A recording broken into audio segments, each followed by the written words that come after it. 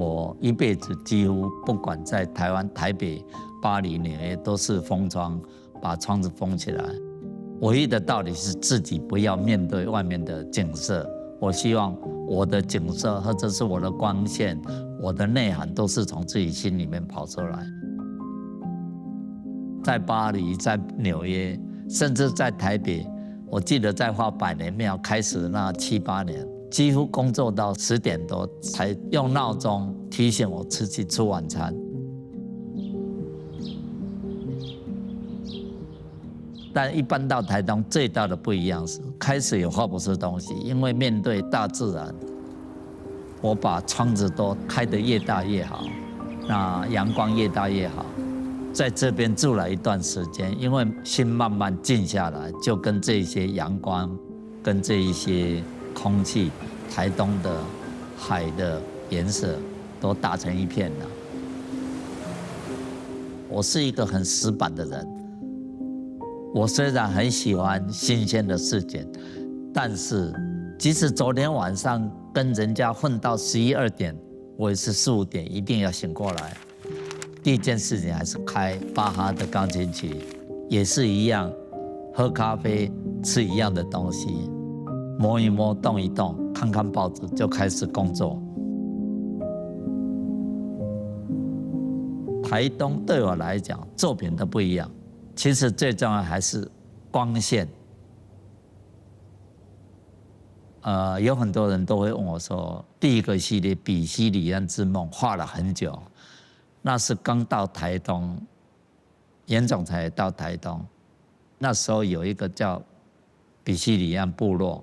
那我听他们那些小朋友，原住民小朋友，自组了一个打鼓的团队，我看到表演，甚至他们快乐那种心情啊，所以我把它叫做比西里安之梦。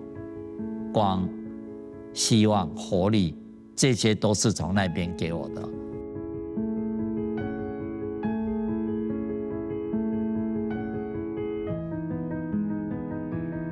一直到现在，有时候画出来已经10几年了。有的时候是好像夕阳啊，有的时候是晨雾那一种感觉。我这个人的习惯就是想开发一些未知的东西，不喜欢用传统的笔。我喜欢画室有什么东西都捡来，或者是外面有石头、有树枝，我也捡来当工具。孟德松作品，我们很年轻的时候就常听，很喜欢的。他的作品就会比较优美一点，豪华一点，比较入耳一点。我们年轻的时候不一定会欣赏那些，年轻的时候有的时候要装肚子里面没有东西，要故意装得很有东西，所以要听很多很深的音乐。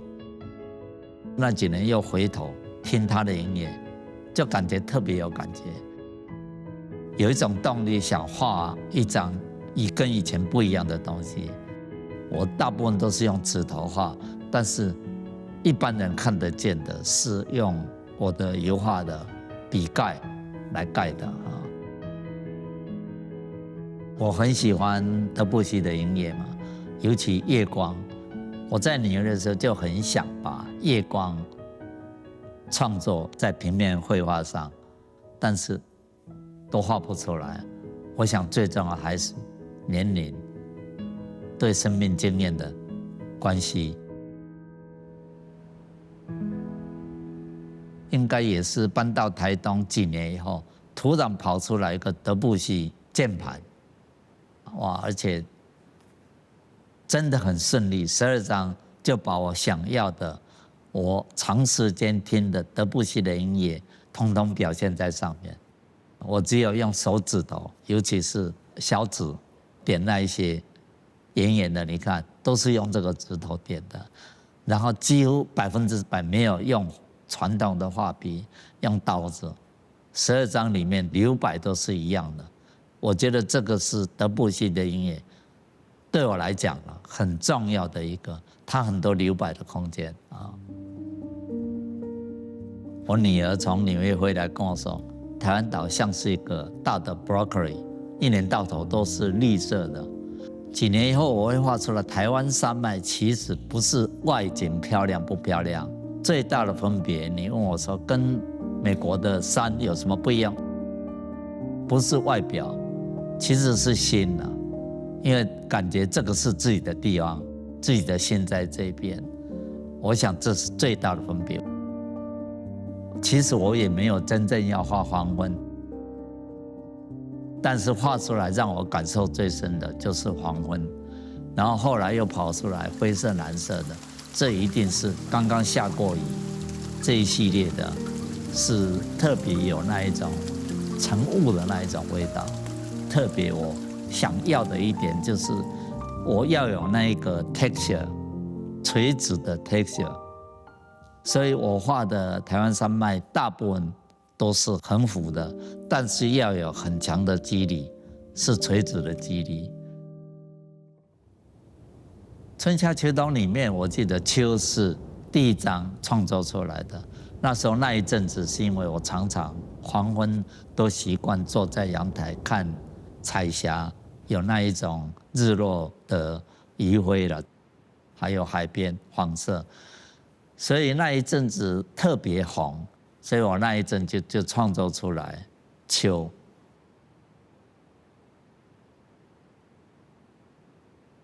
第二张是春吧，就是用纸团的。这几年故意留下，我不知道要怎么用了，但是我觉得这个这么美的东西，我不要把它丢掉。而且我很 enjoy， 我记得我在做那一件的时候，我自己用那一些在 touch， 让我觉得我最接近 Giacometti 的时间是那一个时候，因为我每一个纸团在按上去，在塑造塑形的时候，就让我想起来是跟 Giacometti 在做那些人物用泥土在捏泥土的感觉，因为我一辈子最尊敬的就是 Giacometti。可惜我没有机会做出往雕塑方面走，我什么都可以把它变成我的作品，甚至我要遮阳板掉下来的我们的野祖事业，我要让他看到，感觉像台东的生活写照，看到台东的阳光，尤其影子要照在作品上面啊。有人一定反对说，你那边好好的油画作品，为什么要有这个影子？但是那件作品已经不是很正常的平面绘画。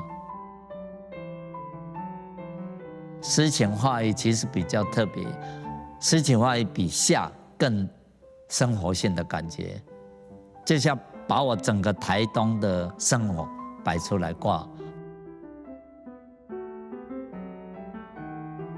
冬是可以说是花我最多时间的一件作品了，应该是2017年开始做的。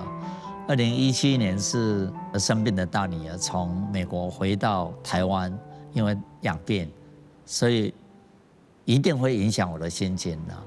我女儿回来没有多久，吴清友成品的创始人，算是蛮熟的朋友，又过世，突然过世。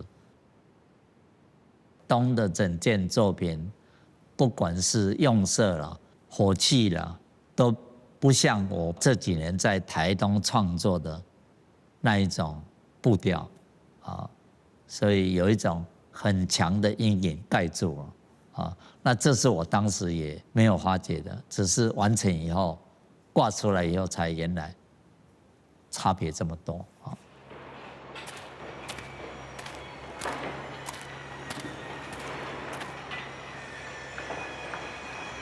那火一边这件作品，正好是这几年我工地在建设。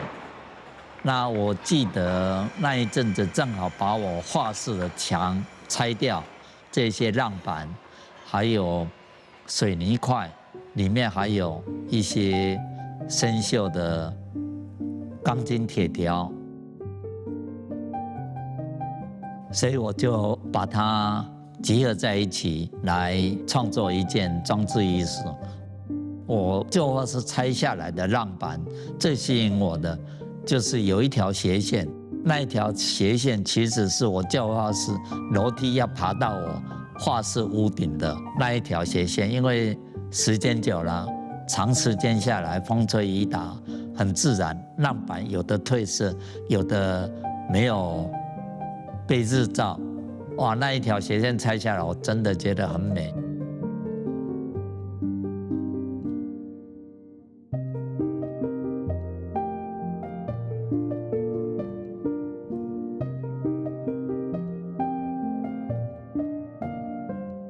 火一兵这个系列，一个是 COVID-19， 一个就是俄乌战争，我相信都会影响全世界每一个人的心情。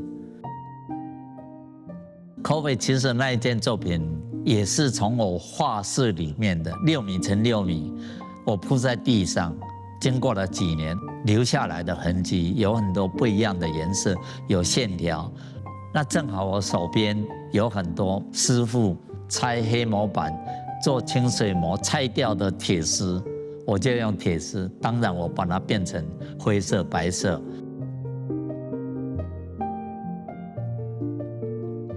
我记得右下角有很多我们每天都会用到的酒精瓶啦、纱布啦这些东西，然后我故意有的把它漆成像血的红色。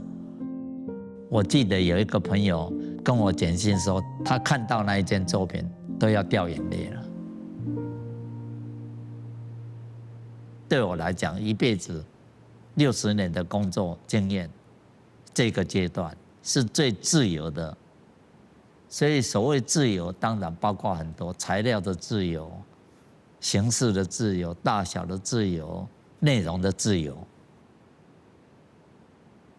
我可以今天画一张爵士乐小小的一件作品，也可以创作这么大的，用模板创作的，都是同一个时间做的。那因为这几年我们在工地，尤其在最近尾声，常常会有很多事情。其实我用很多麦克笔，我随时可以停笔，然后去外面跟他们讨论一下，到工地走一圈回来，照样可以继续。那我创作这一些东西，让我想起来一个很重要的原因是，马蒂斯晚期可以用剪纸，生病卧病在床，也还是可以创作。所以我用创作爵士乐这个小品，而且我应该可以一直创作下去了，不管我的健康情况是怎么样啊。你看我所有的东西，原漆都是只有这4个颜色：蓝、绿、红、黄，而且这4个颜色要比较透明的，这是我一辈子训练出来的。我相信这一件可以代表我一辈子很重要的综合的作品，是因为我一直想在画布上画出这种感觉，画不出来。这是新的模板，而且技巧跟材料都是非常自由。我觉得这件作品可以代表一个文学家最后用很短的几行诗句来代表他一辈子。